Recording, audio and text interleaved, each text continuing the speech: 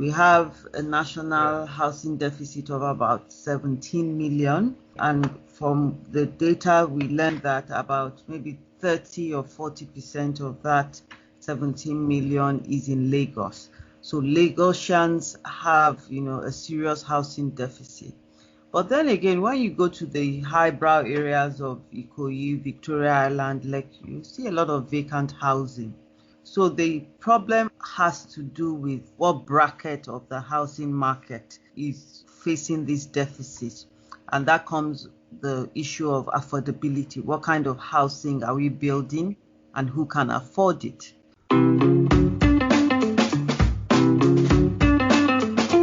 Welcome to Ideas Untrapped, and I am your host, Toby Lawson. Ideas Untrapped is a podcast that examines the role of ideas in a political economy. It's also a podcast about spreading ideas on growth, development, and progress. This is Ideas Untrapped. My guest today is Dr. Taibat Lawanson, who is a professor of urban planning at University of Lagos. You're welcome. Thank you. Lagos is generally perceived and described as a dysfunctional city. Do you agree with that assessment? I wouldn't say Lagos is a dysfunctional city. I would just say that Lagos is a complex city. Dysfunctional, points to a lot of negative undertones. But I will say Lagos is a complex city in which everyone, the population, 20 million plus, are all trying or jostling for space in the quest for livelihoods and a better life. So for me, complex will be a more suitable word. So if there is some kind of attempt at responsible urban planning in Lagos, how do you think some of the problems that the city faces can be mitigated?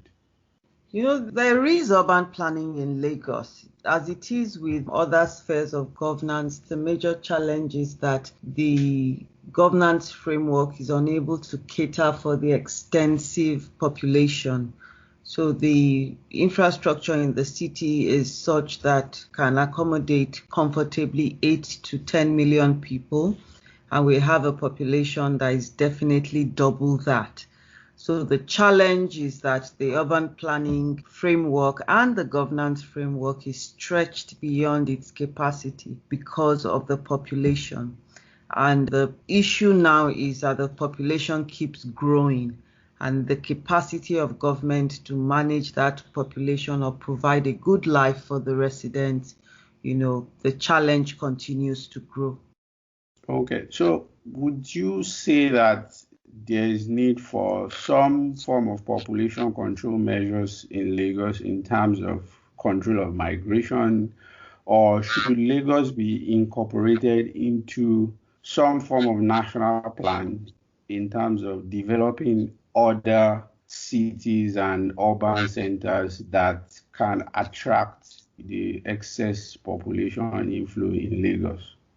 Well, I've always advocated for a special status for Lagos. Lagos used to be the capital of the country, and by the time the capital was moved to Abuja, a lot of the growth indicators or the development indicators did not move. Lagos is a center of excellence by its name. It's also a center of economic vibrancy, the economic capital of the country, as it were. And that hasn't changed, beyond even the country. It extends as far as the West African coast. So while migration is something that has been happening all along and there is really no way you can control it, why do we have the migration, the high influx of people into Lagos? Some of them have to do with issues in other parts of the country, like the insecurity in the north. So people are moving in because of safety and all of that. And Lagos is in a federation. And in the federation, you have certain rights as a Nigerian citizen. So I don't know how population control can be achieved in a federation. What I think is that Lagos should be given a special status because of the challenges she faces as a sponge, for the entire country and the West African sub-region. That's one. The second one is that we really need to look at the urbanization issue from a national development context. It's not enough for the government to identify all local government headquarters as urban areas. Specific intentional programs and interventions must be made for urban development across the country. We need to have some measure of redistribution of resources, redistribution of skills, and we really need to take urban governance very, very seriously. People are coming to Lagos in search of livelihoods, and then the question is, why are they leaving where they are? They are leaving where they are because the livelihoods there are not secure or they are not sufficient. All right. So the issue of, migration or population control goes down to the issue of national development and decentralization of resources and opportunities for the people. One thing that also interests me is the issue of housing in Lagos. Housing appears to be quite expensive, and the available housing cannot really meet the demand. Now, would you say that it's an issue of supply in terms of the development of housing is not fast enough to meet the demand, or there are other bottlenecks in terms of land titling and property rights issues? Housing is a multifaceted issue. We have issues of affordability, availability, acceptability, quality. The fundamental thing in the context of Lagos is what type of housing are we building? We have a national housing deficit of about 17 million, and from the data we learned that about maybe 30 or 40% of that 17 million is in Lagos. So Lagosians have, a serious housing deficit. But then again, when you go to the highbrow areas of Ikoyi, Victoria Island, Lekki, you see a lot of vacant housing. So the problem has to do with what bracket of the housing market is facing this deficit. And that comes the issue of affordability. What kind of housing are we building and who can afford it? That's one. With regards to availability, the types of housing that people who are starting off their lives or people who are earning meager incomes can afford, who is building it, what's the approach towards it. Most of that type of housing is being done by landlords, and it's done on an incremental basis. And it's done in such a manner that they, are building these houses to use to secure their future, a manner of pension plan, in a manner of speaking.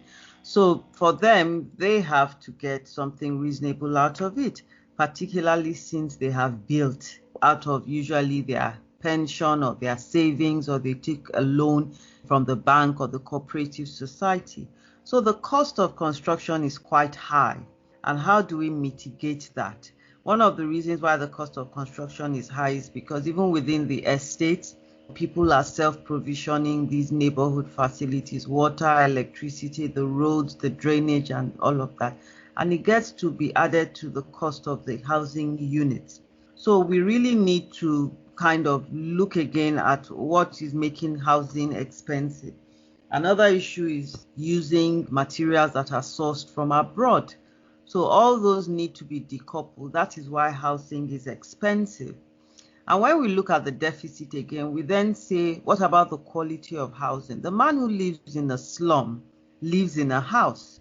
We can then say that, is it decent housing? Is it habitable housing? Is it fit for purpose? All right. In the context of things, when you're looking at housing, oftentimes good houses in bad environments are not counted. So we need to look at issues of urban upgrading. We need to look at issues of solving the drainage problem. And what really causes all these things is that people go into communities to build before services are provided. And those services are meant to be provided by the government. using planning standards or being guided by the operative development plans. But the city is growing much faster than the government's capacity, like I said earlier, to provide these services. But people are coming in and people have home ownership aspirations, so they continue to build and they continue to grow. And then the fundamental question of who are we building for? Remember, I said earlier that most of the housing that is going on now is being done by landlords. The ones that are being done by developers are out of the reach of most people for the reasons I stated earlier. So the housing question needs to be fundamentally looked at. What are the imperatives for mass housing, and how can we get it done right at a cost that people can afford? The mortgage market, which should be the natural recourse to supplying funding for mass housing, the mortgage market is quite stifled, and that needs to be rejigged. We need to look at it. And the only way we can make housing affordable and accessible to more people is to expand the opportunities to get housing finance. And that is through the mortgage system, working hand in hand with the developers. The environment is changing. The new FHA chairman seems to be, working towards that aspiration, but it's early days yet. But the fundamental thing is that we need to move from these one-man building 3 flats and all of that to actually producing mass housing in an affordable manner. I know you've been, even though I haven't really seen any of your arguments in detail, but I know you are somewhat of a critic of projects like Eko Atlantic. What do you think such initiatives are missing in terms of delivering mass housing on a scale that matters? Okay, yes, I am a critic of those grandiose projects, and I call them aspirational projects. They are not a response to the housing problem. They are a response to the governance, security problem, and our aspiration to fall into this world-class city, whatever that means. Eko Atlantic City is built or is designed with the diaspora and high net worth Nigerians. And we know that there are only so many of those people. So committing such amount of funds to, meeting the needs or an assumed need of so many people, I think is fundamentally flawed. All right. If there are 20 million people in this city and over 60% of them live below the poverty line, then providing housing should be looking at the fundamentals. How is the man on the street going to get a place to sleep at night? And committing the amount of resources and government support to these aspirational luxury type, resort type housing estates, I think is a problem. And one of the consequences of this is that we're going to continue to live in a segregated city where the rich are behind their gated communities and they cannot come out because the angry poor are out at the gate. You understand? So we really need to open up the space. We need to open up the space and make sure that opportunities are available for all citizens of the city, whether rich or poor, at their own level. So it's not a problem for those who want to live in Eko Atlantic or who believe Eko Atlantic is an ideal. It's not a problem at all. But hand in hand with the development of Eko Atlantic, we should see 1,000 mass housing, 2-bedroom, 3-bedroom, for government workers, for policemen, for people who are earning within 100 to 200,000 naira a month. You understand? So it's all right to do the luxury housing, but it is also important to simultaneously provide for the majority of the people who live in precarious housing. As you know, we are still dealing with the fallout from the pandemic. And Lagos, like most other cities that are economic centers, was hit very hard. So what are the patterns you observed from your research in terms of adaptability and how Lagosians generally dealt with that crisis? Okay, I think Lagos was prepared. They started well, and I guess that was because of, the experience we had with the Ebola in 2014. So we had the framework for dealing with such an issue. We had the basic framework, and then, the Commissioner for Health was intentional, and the governor gave him every support. So we started off well. There was information dissemination, there was contact tracing, and all of that. It started off well, and fortunately for us, somewhat, it started from international travelers, people who are generally at middle income levels, so it was easier to trace them. And then at the beginning, there was a lot of distrust, and there are lots of people who still deny the pandemic. It started to get a bit out of hand after the lockdown was announced. And why was that the case? The fact that many people live on daily wages, and so they have to go out to feed. If they don't go out, then their families will starve. And when the palliatives started to be distributed, they were not targeting the people who were most at need. And that was because there was not sufficient data to capture them. The government did not know where those people are. They responded with the palliative distribution based on the data at their own disposal. And also because the way government operates, they do not actually recognize many of those who live in informal communities, and those are the people who were particularly impacted by the economic and social consequences of the lockdown. The disease itself did not affect so many people. We're fortunate maybe because of the weather, maybe because of the system that was put in place, maybe because of the natural resilience, but we've been quite fortunate with the spread of the disease. But the social and the economic consequences have been more dire. All right. And with regards to food security, with regards to rising prices of food, with regards to job losses and things like that. And that is primarily because the government simply doesn't have data for people in those places, in many of those places. And which brings me to the need for more partnerships between government and civil society actors.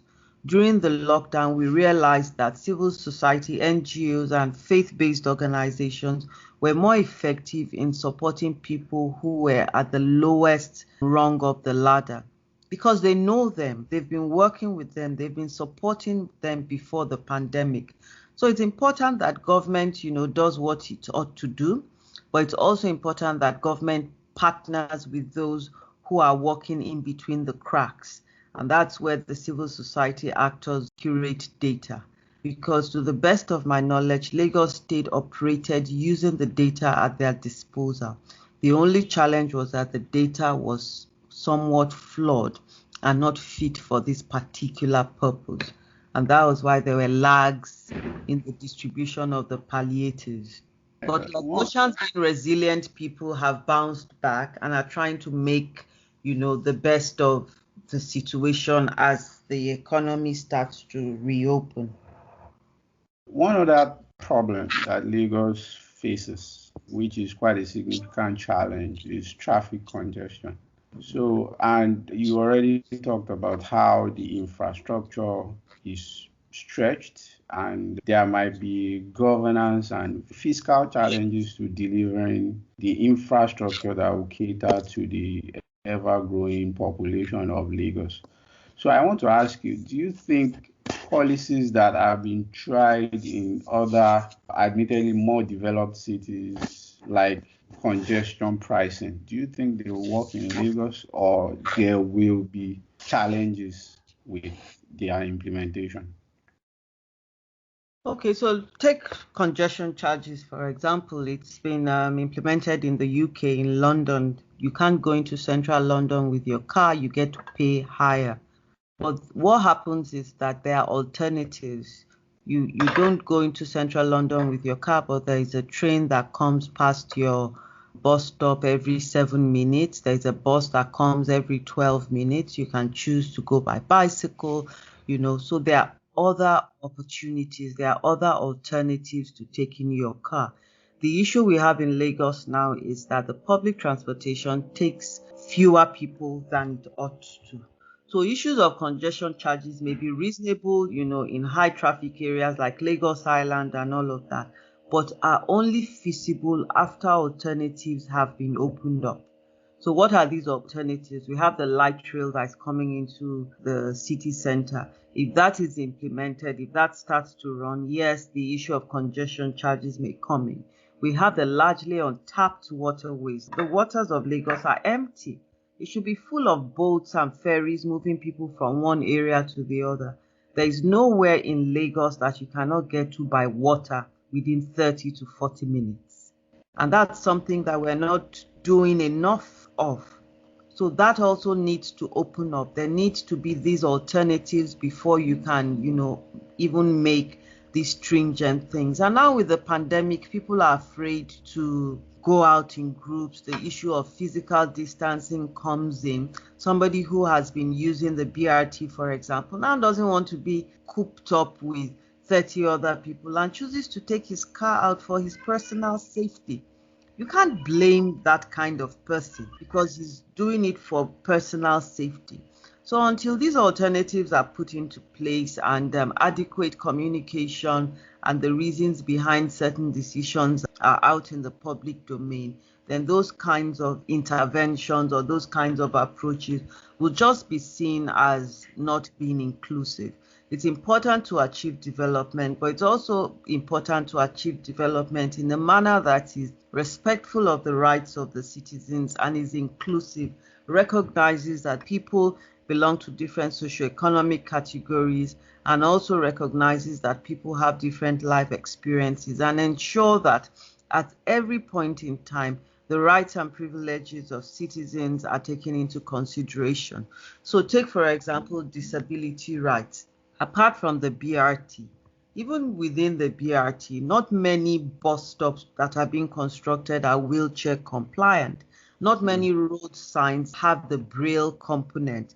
So these citizens who have rights as much as the next person, they are not even being thought about or catered for in the development of the city.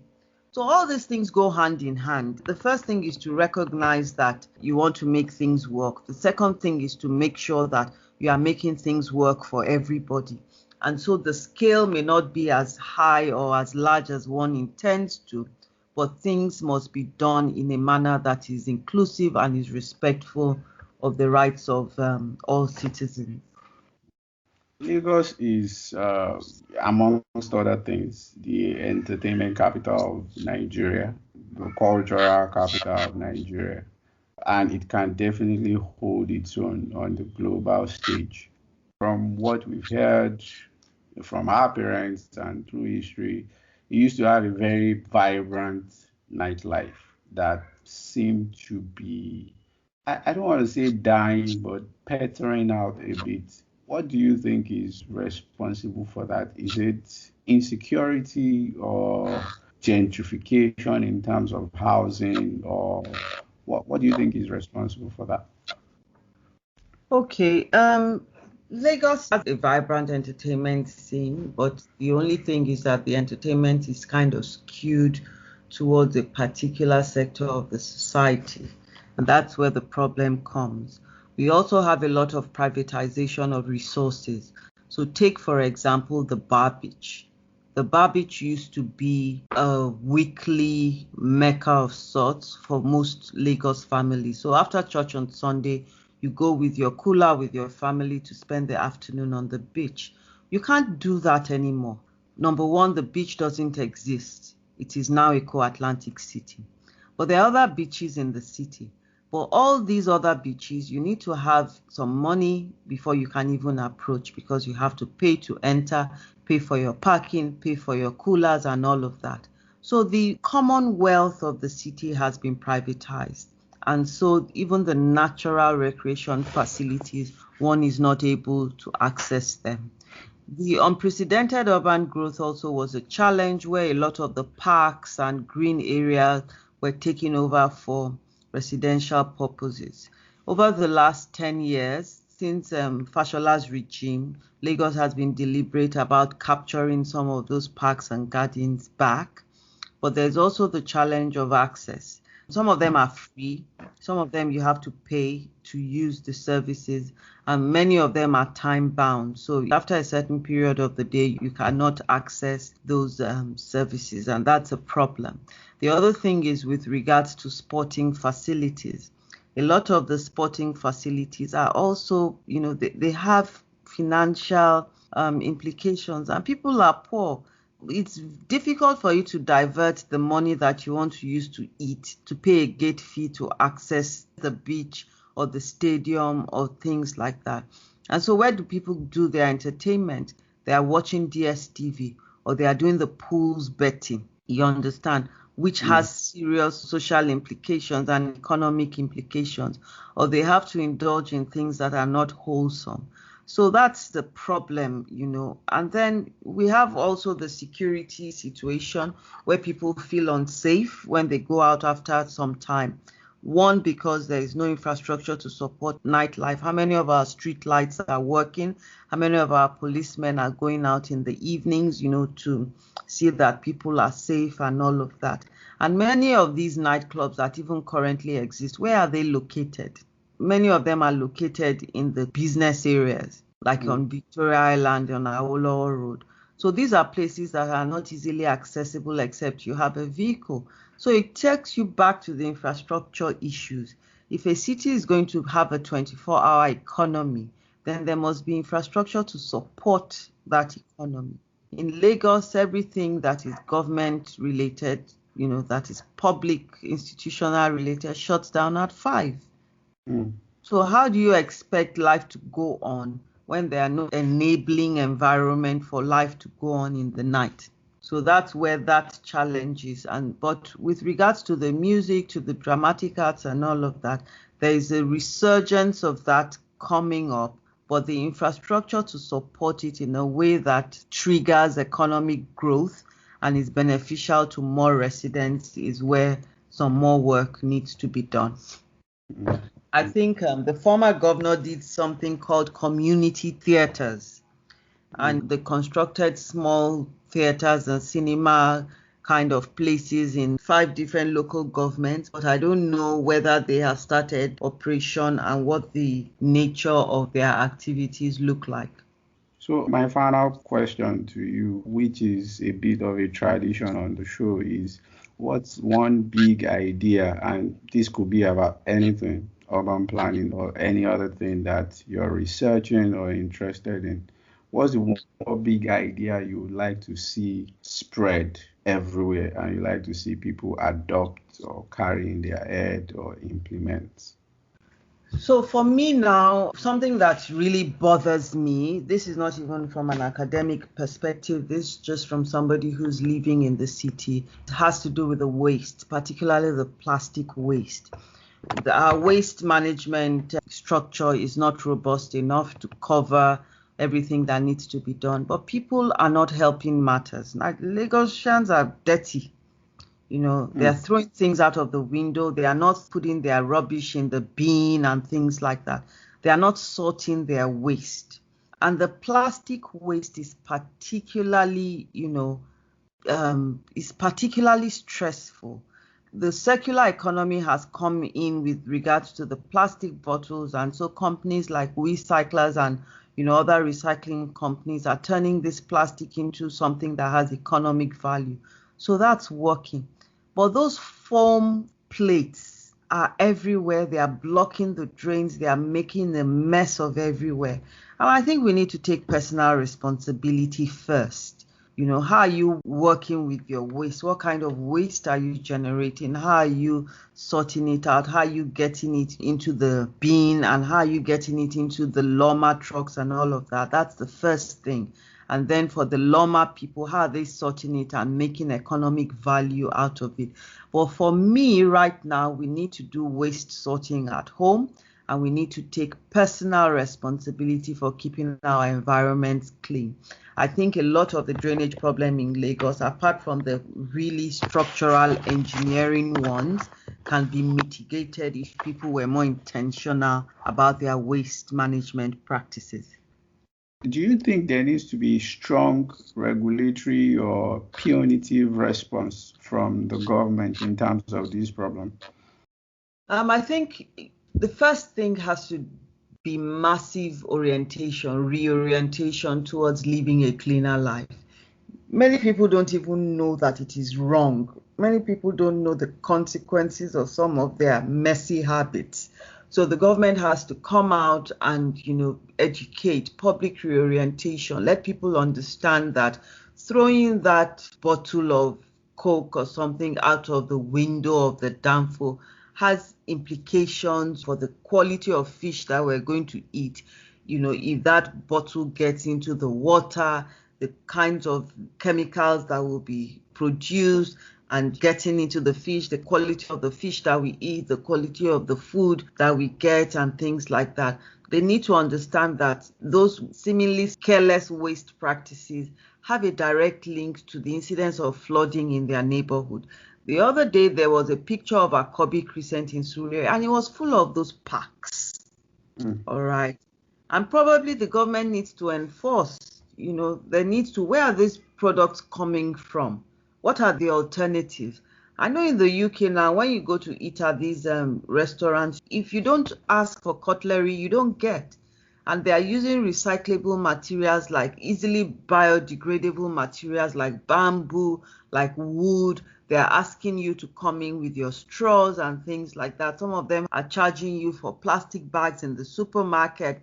In Germany, for example, you get a trade-off for every plastic bottle you bring into the shops. You understand? As long as you bring an empty bottle, you get some credits. In the UK, your recyclables are weighed and you get a debit. You get a discount on your monthly bill for, those recyclables. So we need a lot of those kinds of incentives in the waste management sector. Then we need a lot of public reorientation before the issue of infractions, contraventions, and punitive enforcement can come into play. It's been great talking to you. Thank you very much, Dr. Taibat. Thank you, Toby. You can subscribe to the podcast on all platforms: Apple Podcast, Google Podcast, Spotify, and the rest. Or you can just subscribe directly at our website, ideasuntrapped.com. Thank you, and see you next time.